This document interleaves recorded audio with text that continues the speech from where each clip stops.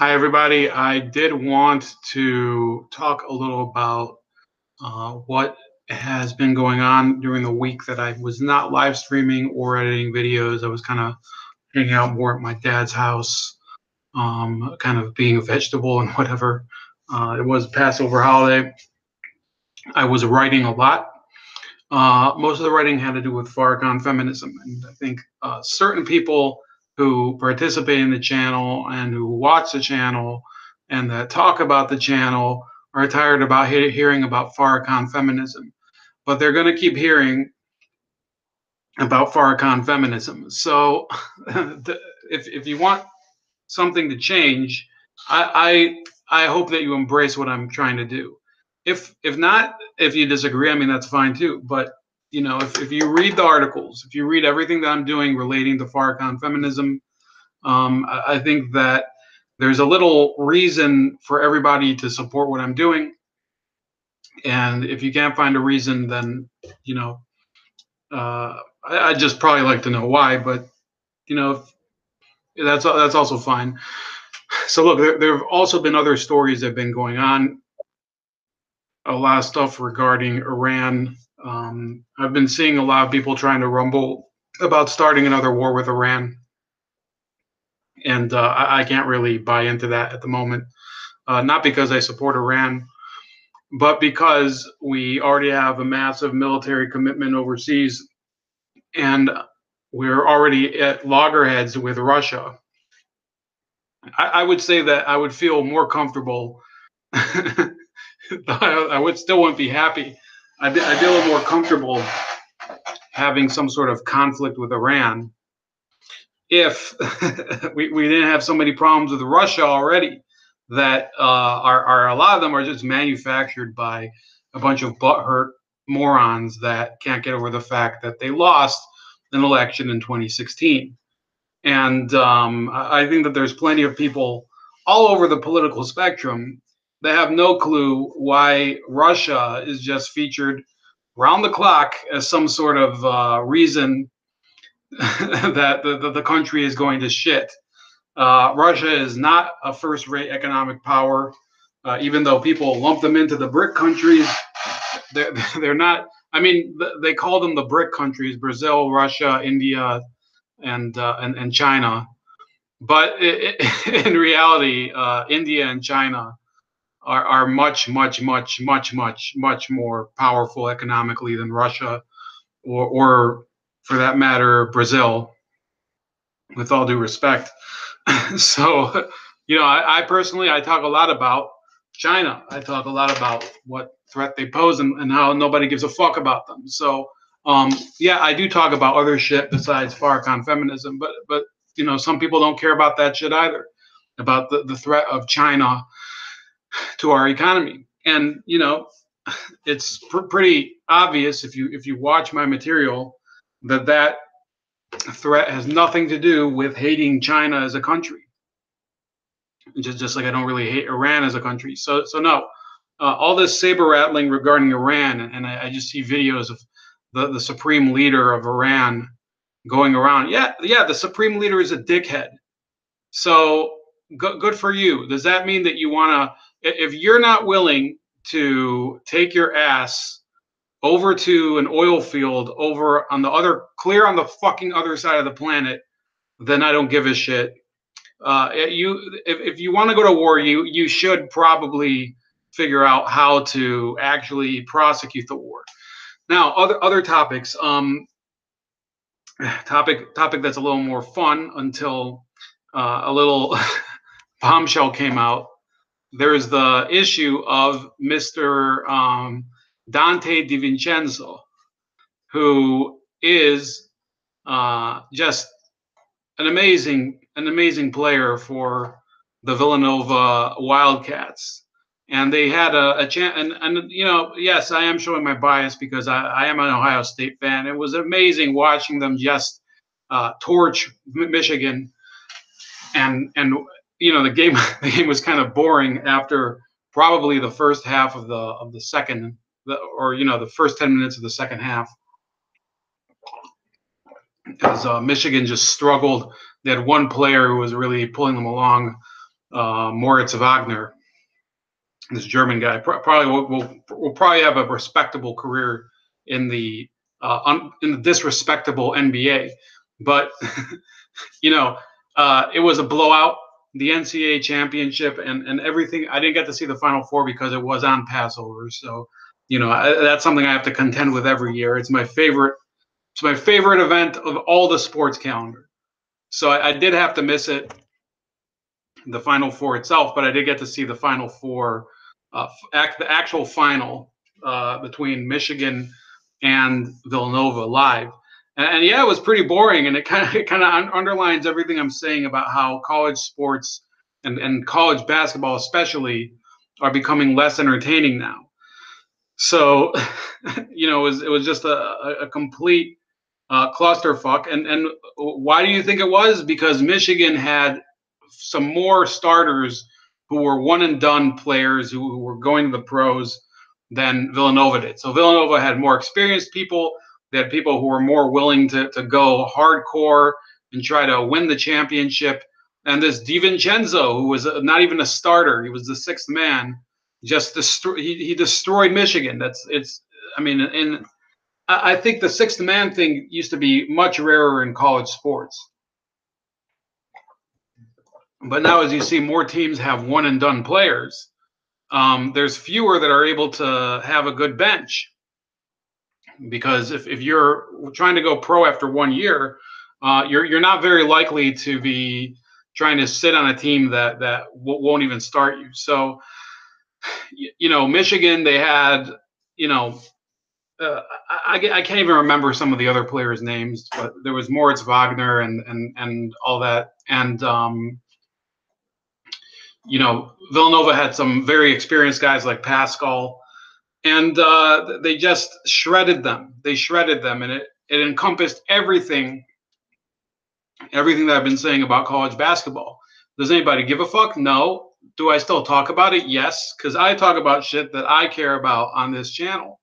And that's why, if you have a topic that you think is important, you can submit it, but it doesn't necessarily mean that I'm not going to talk about crap that I think is important. So, what did Vice think that was important? They didn't think that it was important that a small Catholic school from Philadelphia, granted, now a college basketball superpower that just won a championship 2 years ago. So now they have 2 championships in 3 years.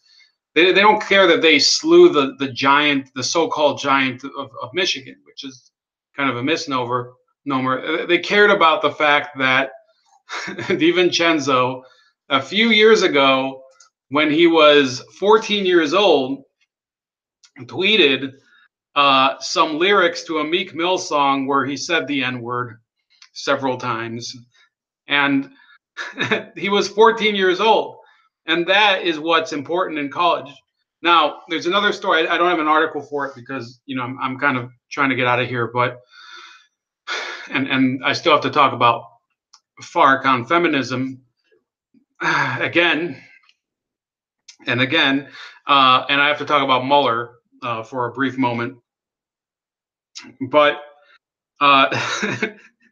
he was 14 years old, and he just won a championship, NCAA championship, and Vice magazine and USA Today, and I picked the Vice one because they made a special video for it.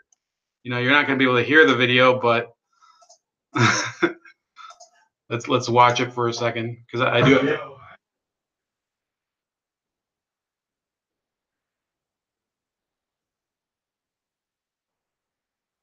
So they have some real. They have some really stereotypical people hanging out in their hipster clothes. Those are hipster clothes, by the way, but they picked 2 black guys, and they're complaining that most outstanding. I don't know if they're complaining or just being very exaggeratedly shocked that DiVincenzo, who's he's this white dude from Delaware, but white Italian. I don't know what the hell you call him. So they're marveling.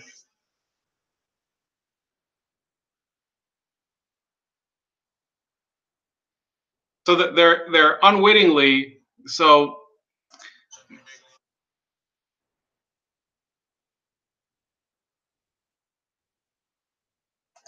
So they're marveling that he can play that well. And they thought that he was initially black because his name is Dante with an O. But they really racialized something that has nothing to do with race. And this guy is, this is probably his last moment in the sun. And they talked about also gay slurs and complaining about his mom and dad and whatever. So they went back to the Twitter account of a teenager previous to his career as a college basketball player, and they made a huge deal about. I'm sorry if this was kind of stilted, but I'm kind of doing this on the fly before I leave. A college basketball player. They're taking the tweets that he had as a middle schooler, and they're taking it to be offensive. Look, this is a guy. He just destroyed the University of Michigan, and he was a bench player, and nobody gives a fuck about his stupid tweets from when he was 14. But USA Today did, Vice did, all of that. By the way, I mean, to balance it out, there's been all this buzz about Johnny Manziel coming back to the NFL. In my opinion, and you know that I'm not a fan of Colin Kaepernick, if Johnny Manziel gets to come back to the league, so should Colin Kaepernick. They're both garbage people anyway. And any team that signs them deserves whatever problems they get. But on balance, Colin Kaepernick was a better quarterback than Johnny Manziel. So any team that signs Johnny Manziel, I don't see why they couldn't sign Colin Kaepernick. Now everybody knows, getting down to brass tacks, the real reason. Man, I really should have gotten a haircut last week. The real reason for not signing Kaepernick is because let's say you're the Indianapolis Colts or the Tennessee Titans, and you need a backup. The minute you sign Kaepernick, a bunch of butthurt conservative fans will drop their season tickets. Your TV ratings will suck or whatever. It's a fact. People know it, and people have a right to hate a player, and you don't have to think too hard to understand why. Colin Kaepernick is an asshole, and if there's other assholes who hate him, then and they're a substantial part of your football fan base, he's not going to get signed, and that's a difference between him and Johnny Manziel. But ability-wise, Manziel was garbage, and he doesn't deserve to be back in the league. So last thing, fitting a lot into one session, this news piece from Brent Badowski, where he says Mueller will drop midterm bombshells on GOP Congress. So he's claiming that Robert Mueller is holding back, and this is a guy. I'm glad that the Hill. I at least like it when they do this. They put that he's a former aide to Senator Benson from Texas and Bill Alexander from Arkansas and whatever. So, he's saying, based on nothing more than, his own prognostication, that Robert Mueller is saving all of his good ammo for the election, during the season, when he's basically saying that Robert Mueller is playing Julian Assange this year. He's basically using he's stalling for time, and he's gonna spring all of his findings against Donald Trump for when the election is happening in November. This is a retarded tactic. If it were to be true, it would be stupid, because the fact of the matter is that if he is storing it up, then he's actually violating several principles of prosecutorial ethics and legal ethics. He's basically politicizing crimes, and if he has the findings already, he should indict Donald Trump. Everybody. What's the saying that everybody has the right to a speedy trial? okay, a fair and speedy trial. So instead, he's stretching it out. So essentially, what Brent Badowski is saying, this is much worse than anything they could accuse Julian Assange of, because Assange was sitting on information of something that happened when what's his name, Mueller was no, Assange was sitting on information about the Clintons that was leaked to him as a journalist. Mueller is a former FBI director and law enforcement officer, and now a prosecutor who is sitting on information that could be politically a bombshell. And if he were to be doing this for the election, which by the way is not probably what's happening, then yeah, he's definitely violating a number of rules in terms of prosecutorial ethics. So finally, all these topics we're going to cover probably in a little more detail next week. So stay tuned. There's the Farrakhan feminism once again. So Farrakhan feminism, share these articles. I'm going to try to put them both in the chat. This one concerns more the Women's March and all the different angles that are covered here. The fact is that until now, the Women's March has been it's been taking a lot of flack for this because of the anti-Semitism angle of Louis Farrakhan, which, with all due respect, yeah, there is an angle there. I personally don't give a shit. Farrakhan can say whatever he wants. That doesn't contradict the goals of the Women's March. The Women's March is supposedly a feminist movement. However, so feminism and anti-Semitism aren't necessarily contradictory. You can still hate Jews and be a feminist. What is contradictory is that you would be a feminist leader like Tamika Mallory deigns to be, and support somebody and call him the greatest of all time. Somebody like Louis Farrakhan, who says that black women's mouths are like a snake pit, that if you don't know how to cook, you're not unfit to be a mother, that black men shouldn't depend on their woman, that women shouldn't cut down their man, things like that. The guy is probably the most sexist person that you could find anywhere. Are there a lot of people who think like him who are not religious figures? Sure. Do I object to his freedom of speech? No.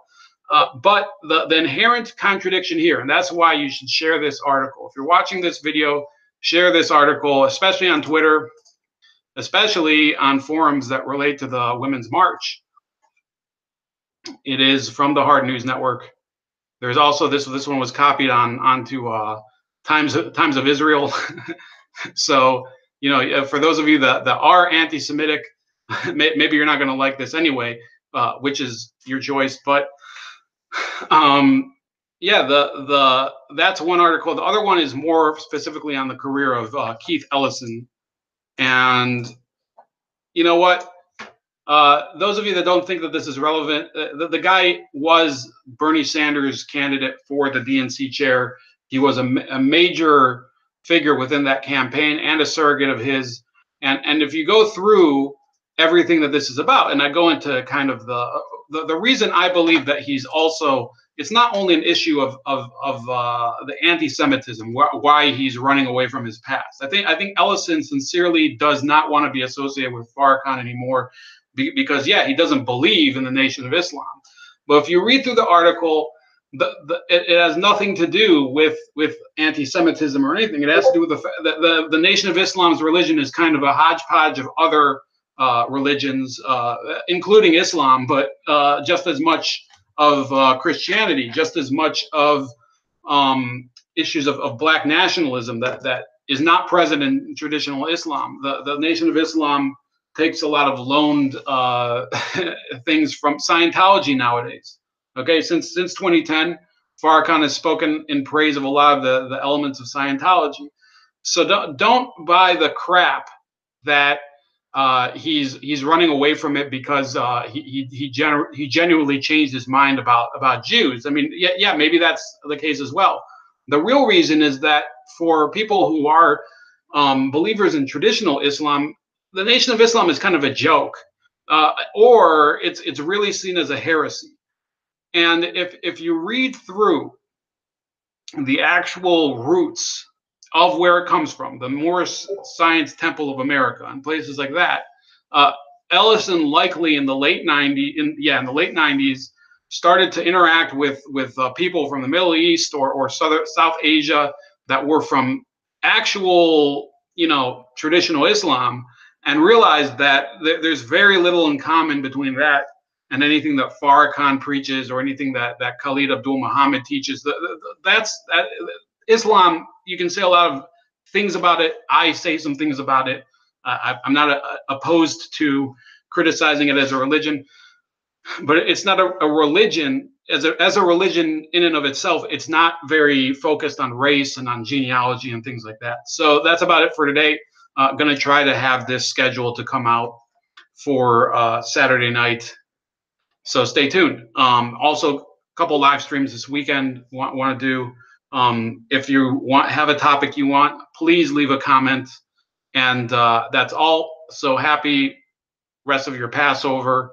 Happy. I mean, those of you that celebrate Easter, I hope you enjoyed it. And enjoy your upcoming weekend as well. So take it easy. Fucking hair.